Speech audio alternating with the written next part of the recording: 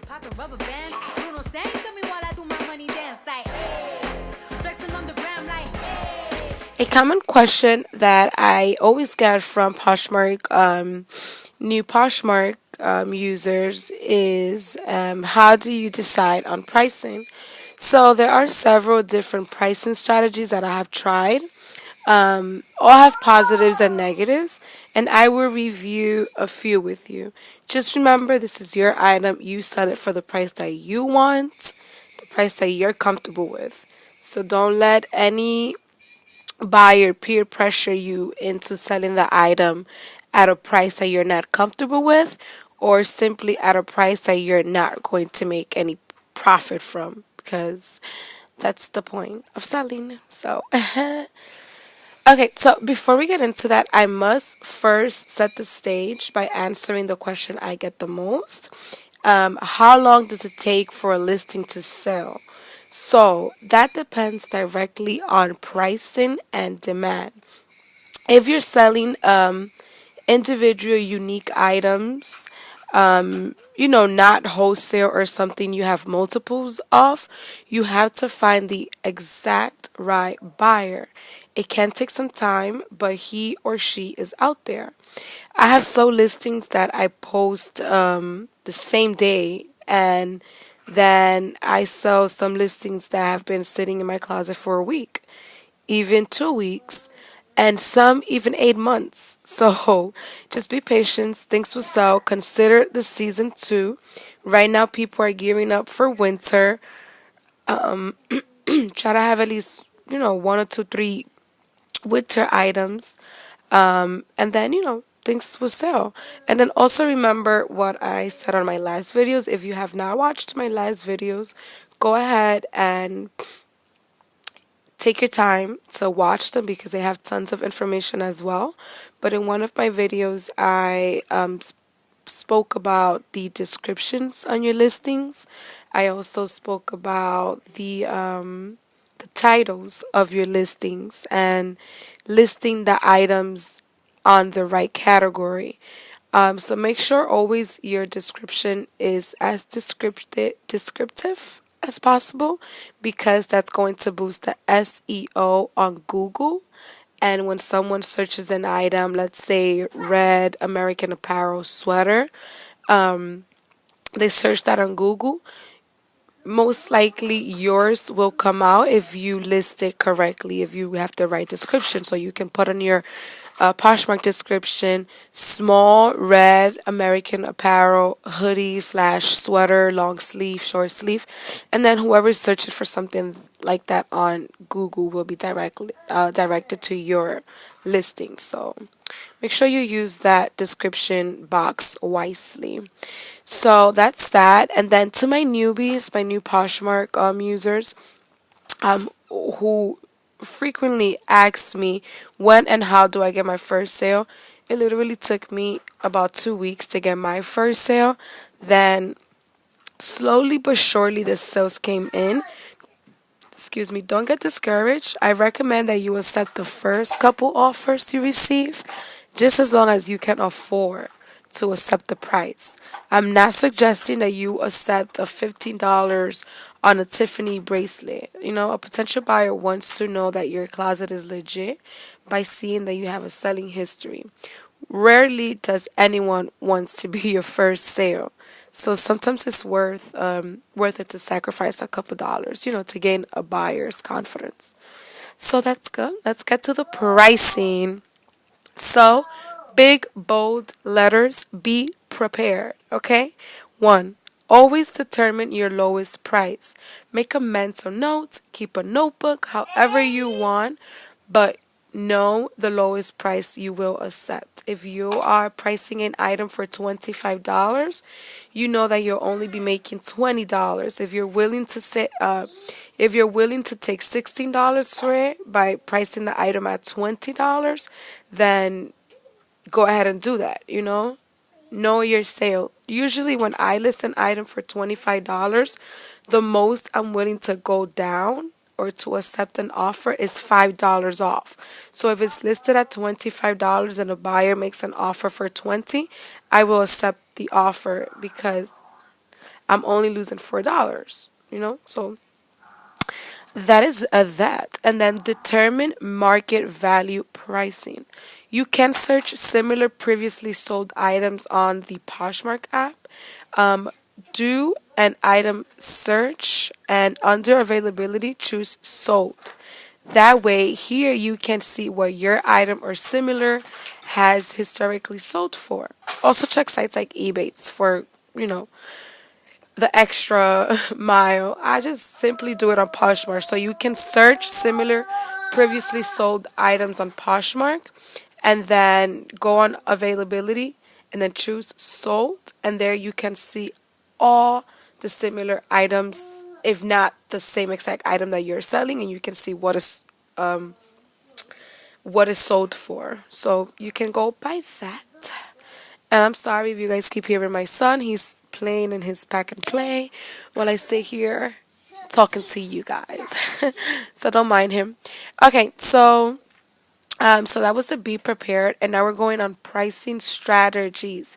So this is my favorite one because it's the most efficient one. It's the one that works the most for me. So I love sharing this strategy. So this is a pricing strategy. Start off high. So price your item higher than you expected to sell for. That way you can build likes. So once you get a good following, entice your watchers to purchase by lowering the price.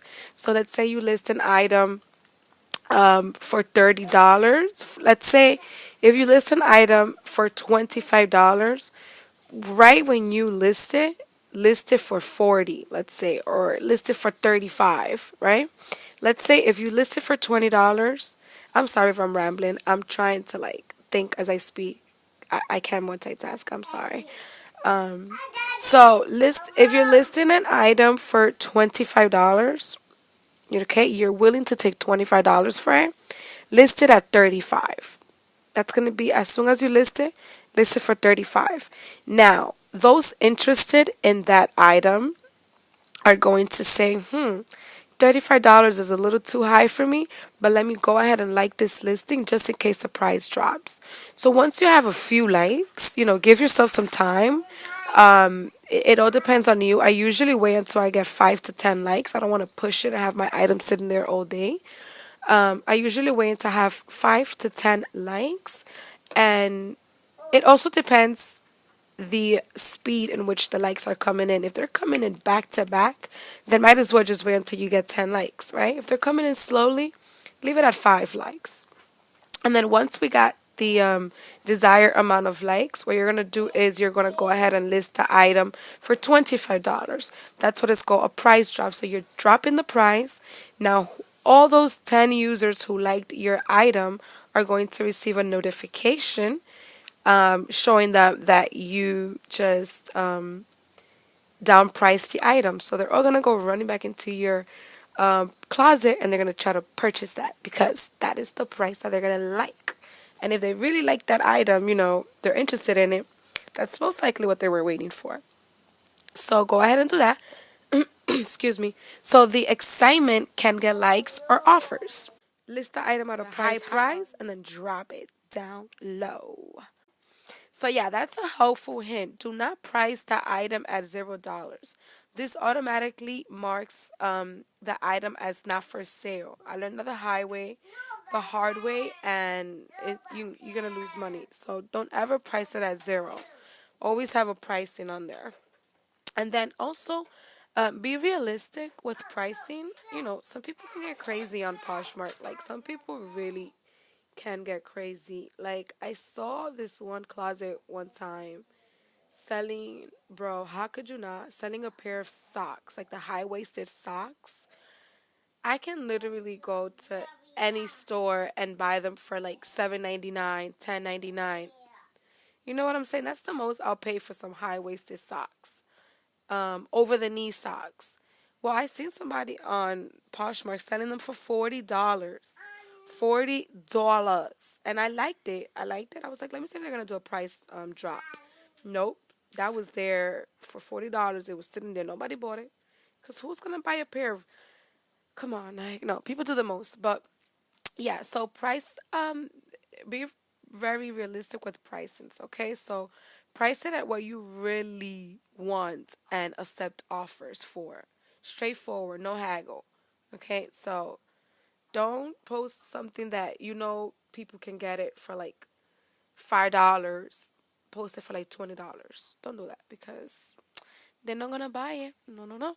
So honestly, I honestly do a mixture of all of the above. It depends on the buying trend, season, or availability, uniqueness of the item. I do not feel that one works better than the other, but try them out and you will see which style you're most comfortable with. So that's that. And then another common practice is always advertising a standard bundle discount. So always advertise a standard bundle discount policy.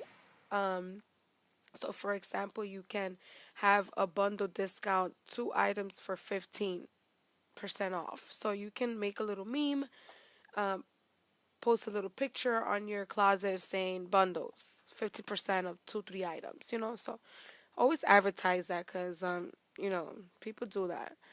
And that also works for the buyer. That way they don't have to pay shipping for 2 items. They get two, 3 things from your closet and they're only paying shipping for one. So that's also the main idea of bundles.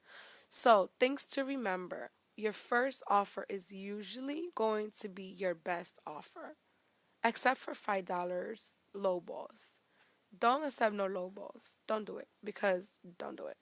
Because the thing with Poshmark too is if you're pricing an item for $25 and then you sell it for 5 to that one person, that item that was sold is going to stay in your closet forever. You cannot delete items that were sold. So all those buyers, potential buyers that are gonna come in your closet and gonna say that you already sold it for $5 are gonna hit you with the, well, I see you sold it for $5. Why can I buy it for $5? So don't do that. And then remember your value. You do not have to sell lower than you want, period. Don't let anyone pressure you into it. Everyone wants to get and feel like they got the good deal. So everyone always wants to feel like they got a deal. Just keep that in mind. Remember that. And then overall, regardless of the strategy you try, my final advice would be to always start with a price that you will accept an offer of 10% less. Okay? So always start with a price that you will accept an offer of 10% less. That is the key to pricing on Poshmark. Hope you guys enjoy it. Wish you guys so many sales. Okay.